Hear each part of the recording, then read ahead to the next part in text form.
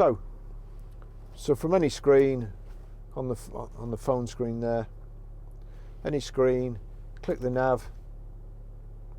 You've got to agree. First time you use it in the day. Sorry, my fingers are. Just go a bit further back still, just in case there's a lorry coming the other way, which sometimes happens. So again, back to nav, destination entry, there you go.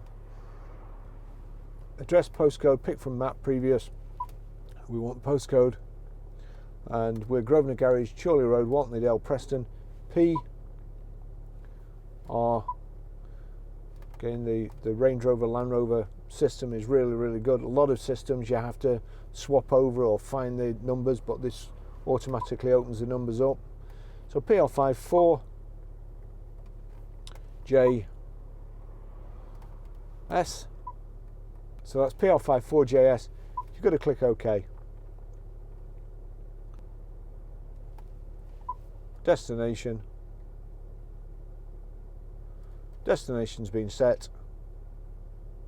And we still, after all that, we still have to click Go. Guidance will start when you join the highlighted route.